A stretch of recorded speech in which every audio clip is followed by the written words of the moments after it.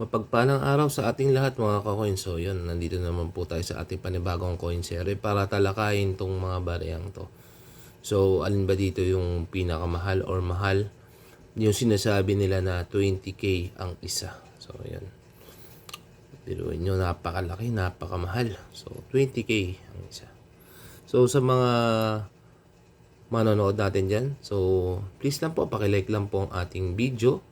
And paki-subscribe na rin po kung magugustuhan po natin. So, yun. Nandito po tayo para magbigay ng value o halaga or tamang presyuhan ng barya sa mga ating mga coin group. So, yun. Para kung sakaling maibenta man natin ito, so hindi tayo mapapahiya. At the same time, may knowledge po tayo about dun sa mga coins na ating hawak-hawak.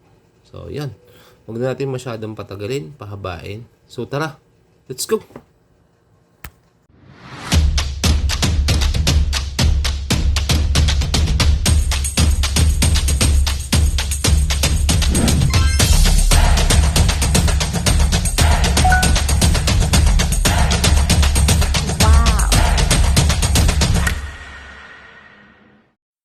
So, hello mga ka-coins, mapagpalang morning po sa ating lahat. So, yun, bago po tayo mag-start, nais ko lang po magsapasalamat sa mga nanood ng aking last video. So, ito po siya. So, yan. Maraming salamat po sa panonood nyo po sa aking video at pagko-comment. Paki-like lang po yung video kung magugustuhan po ninyo and paki-subscribe na rin po para sa info or patuloy na panonood ng aking mga video. So, yan. Konting update lang din po sa ating mga subscribers. So, yan. Nasa 557 na po tayo. So, yan. Maraming salamat po sa mga nandyan pa at patuloy na sumusuporta po sa aking mga coin vlog. So, thank you ng marami. So, konting update lang din po sa ating watch hour. So, yan po. Nasa 1,250 plus na po tayo. So, yun. Medyo musad-usad siya ng medyo malaki-laki. So, salamat po ng marami sa mga nakapanood o nanonood ng aking video. So, yun. Thank you. So, in this video, talakayin natin itong 20 pesos natin na bago. So, NGC po siya. So, ito po yung 20 pesos natin na bago yung nagsi-circulate pa. So, bago yan, alamin muna natin syempre yung texture po niya o yung pinaka parang katawan po nung pinaka coin. So, ano ba yung mga details niya o ano ba yung mga specific body niya, kumbaga ganun. So, unang-una, syempre yung composition niya. So, yung composition niya is bimetallic nickel plated steel center in bronze plated steel ring. So ito, yan, magnetic po ito. Yan. Ito pong nandito yung nasa side niya po is ano lang po yan, plated lang po yan. Pero ano pa rin po yan, bakal pa rin po yan. So plated lang siya ng tanso pero bronze kumbaga, pero bakal pa rin po siya. So yan. So, yung kanyang diameter, yung pinaka laki po niya, po, yung pinaka round po niya is nasa 30 mm po yan. So, yun. Yung capsule niyan is saktong-sakto. Ito po. Ito po yung 30 mm. So, yan. Saktong-sakto po siya. Medyo masikip nga po sa totoo lang. So, yan. Pag nilagay niya po siya, medyo mahirap na siyang tanggalin. Katulad nito. Yan. Nailagay ko na po siya. So, kailangan niyang papersahin mo para matanggal ko po siya. So, yun, yung thickness niya, yung pinakalaki po niya is nasa 22 mm. So, shape niya is round. Yan. Tapos ito po, si Manuel Rojas, yung presidente natin, dating presidente natin, former president. And then, yung mga parts po niya, so, yung, may mga, ano po yan, parts. So, ito po siya. So, yun. Sa may taas po niya, yung, ito po, bale, ito po yung pinaka-year niya po. Tapos, ito po yung mga maliliit na dots na po yan is, mga ano po yan, micro text na ano po yan, BSP. kung meron kayo microscope, makikita nyo siya as BSP, pero maliliit siya. Since maliliit siya, hindi nyo siya masyadong makita. So ito, embossed na 20 pesos na year. So ito po yung year niya. So ito po yung pinaka 20 pesos niya. So ang tawag po dito sa gilid po niya is edges. Yan. So yan, ito po yung edges ng coin na to. Yan.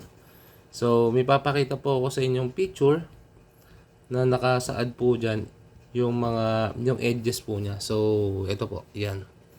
So makikita nyo po dyan, may apat na variant po or pinaka parang edges po siya. So huwag po tayo magtataka kung medyo makakita tayo ng kakaiba. Merong malaki, merong maliit, merong napakaliit, at merong sobrang laki. So tingnan po natin mabuti yan, ha, mga ka-coins. So meron dyang edge 3, which is yung nasa taas, yung edge 2 na nasa baba, nasa taas, yung pangalawa. So may edge 1 and edge 4. So yan, ha, tandaan po natin mabuti yung pinaka ano niya,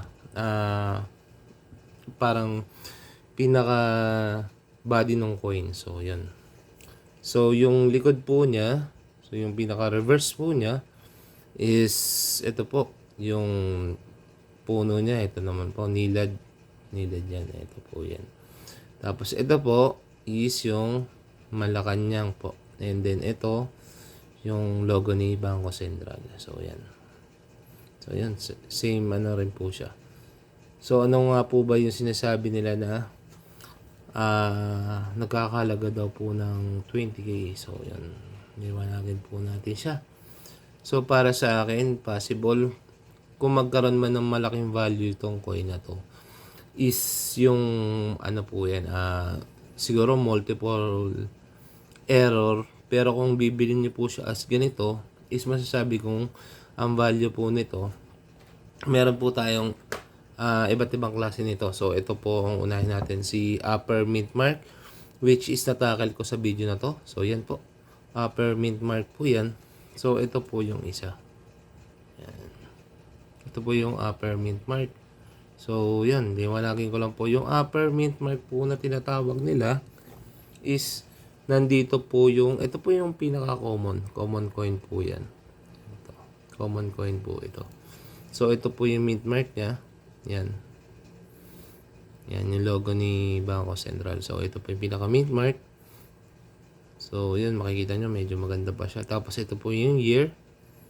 Then ito po yung yan. Kung meron man po kayo makikita na medyo lalagpas dito, hindi po siya error, mga ka-coins, ha. Medyo normal po yan. May mga ibang extra kasi or gawa na medyo lumalagpas talaga dito sa color. So most probably hindi po yan error. So siguro kung magdodoble yung mukha ni Manuel L. Quezon, so yun, possible error po yun. Or kung mawala itong mga micro logo na to, possible error po yan. So hindi po error yung ganito. So ito po is common lang po ito, ha, mga coins. Yan, malinaw po. Malinaw po tayo sa aspect na yan. Anong lang po ito, common coin. So yun. So yun. Ito po yung tinatawag po kasi nila na Upper Mint Mark. Saglit, kukunin natin. Meron tayo dito nakastock na Upper Mint Mark. So nandito po siya sa ating paul. Ayan. Para medyo malinaw tayo, mga coins. Kahit na may video tayo, siyempre mas maganda kung meron tayo ding actual. So saglit lang, ha. Ito na. Medyo lumalabo yung cellphone ko talaga this past few days. Hindi ko alam kung bakit siya medyo malabo. So yun, itimplahin natin ng maganda, nasa ganun mas madali niya makikita. So nagdulo ko talaga siya. So yun, nag-lock na. So ito po yung mint mark po niya. Yan. Ito po yung tinatawag nilang Upper Mint Mark. So ito po yung pinaka mint mark. Yan. Yan. So ito po yung year. So yan, malinaw po tayo. Kung isusum po natin itong mga dots na to, is yan po ay Bangko Sentral. So hindi po natin siya masyadong makita kasi medyo maliliit po yung kanyang pagkagawa. So Bangko Sentral po ito. Tapos ito yung edges ng barya o nung coin. So yan po. Yan, kita nyo naman. So may mga iba't ibang klase po yan. Ayan, medyo may malaki. Hanap tayo na medyo may malaki nito. Medyo angat siya. Dali mga coins ha. So ayan. Siguro ito pwede na to. Ayan. So yan, hindi po siya error ha. Yan, kagaya po ng sinabi ko, meron siyang tinatawag na mga edges. Ayan, edge kung tawagin. So yan po. Kita nyo naman po. So yan. So hindi po error to ha, yung masasabi niya na baliktad. So yan o. Baliktad. So, parang alternate po siya talaga. So yan o. Ayan. Kita niya po mabuti. Yan po yung pinaka-edges ng barya. Anong coin. So possible ito may value to, yung sinasabi na upper mint mark. So ito po yung mas may value sa lahat. So ito pong ating 2019. So yan po. Yan. So saan ba makikita yung year? Siyempre sa gilid na naman. Sa gilid pa rin po. Yan. Lagi po tayong titingin dito sa gilid sa side na to. So ito po siya. Yan. 2019. So dati sobrang nung nag-start pa lang ako mag-coin, sobrang bihira ako makakita nito. So walang nagpo-post nito. Kinikip talaga nila. So before, ang presyo nito nasa 500 ang isa. Yan, ganun siya kamahal. So nung naglabasan na yung ibang mga coin na 2020, so nasabi kong nagmura po siya ng malala o malaki. So ang price nito sa ngayon is nasa, masasabi kong 150 to 200 pwede nyo siyang ibenta. So yun ha, ulitin ko ulit mga coins na hindi po tayo nandito para bumili ng coin, kasi hindi naman po tayo mayaman at the same time wala pa rin tayong kita sa ating YouTube kasi nagsisimula pa lang tayo. So marami akong spare nito. Ayan. So yun, 2019 na 20 pesos. Possible na sa 150 hanggang 200. Kung sobrang ganda ng condition, kaya ng mga 250. So kung ihahunt mo siya at makakita ka, siguro most probably mga 2K to, last kita ko nito, nag-ipon ako ng TikTok 20 na siguro mga worth 7K. Wala akong nakita kahit isa. So yun, swerte yan lang din talaga. Kung maisukli sa inyo, keep nyo na muna. So yun, ito po yung upper mint mark. 2019 na may value. So yun na. Price range 150 to 250. So yun. Itong binibigay ko po sa inyong presyo dito sa aking mga vlogs or mga videos is hindi po ako na ulitin ko lang po, hindi po ako barat ng babarat. Nagre-relay lang po ako sa nakikita ko sa mga coin group na nabibili na mas mabilis at mas yun. Kasi sa ngayon, kahit kayo mismo sumali po kayo sa coin group, malalaman nyo na totoo po yung sinasabi ko. So ayan. Ayan. Sana na bigyan liwanag na po sa inyo yung hindi po totoo yung sinasabi nila na bumibili sila nito ng 10K. Yan. 10K, 20K. So, yun. Yun po ay para lang sa views. So, yun. Ito po siya. Yan. So, siguro, lagyan natin ng ng maganda-gandang thumbnail to na bibili ako ng halagang 15K. Meron ka ba nito? Try lang natin kung marami ang titingin or mas natin kung tingnan natin kung yung mga viewers ba is pupunta dahil dun sa thumbnail natin na 20K.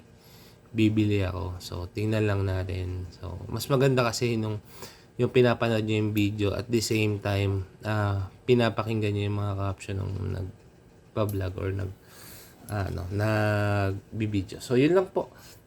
Shout out time muna tayo sa ating mga solidong commenter. So sa mga hindi nagko-comment, mga silent natin diyan, viewers natin diyan, salamat sa inyo ha, mga boss, mga idol, mga Lodi, alam ko nandyan lang kayo. So, comment naman po kayo or likes naman po kayo sa ating mga video. So, salamat po sa inyo. Alam ko medyo mahihain kayo. So yun. Huwag po tayo mahiya kasi itong channel na to is para po sa ating lahat. Hindi lang po para sa akin, hindi lang po para dun sa mga mahilig mag-comment dun sa ating mga comment section. So, yun. Comment po kayo, mga boss, mga lodi, mga idol. So, yun. Ito po yung madalas natin. Mga solid commenter po natin. So, yan po sila. So, maraming salamat sa mga boss, mga idol, mga lodi sa patuloy niyong pagko-comment sa aking yun, account. So, yun. Liwanagin ko lang po. Hindi po tayo barat. Nagkakataon lang. Natataon lang po kasi talaga na yun. In-explain ko lang po sa inyo yung mga possible pricing ng coin para rin po sa inyo yan. Hindi naman po para sa akin yan. So, salamat ulit. Maraming salamat sa inyo sa mga nagko-comment. So, thank you sa inyo. Thank you. So, yun lang po. Lagi po sana tayo mag-iingat. And God bless us all. So, yun. Bye-bye.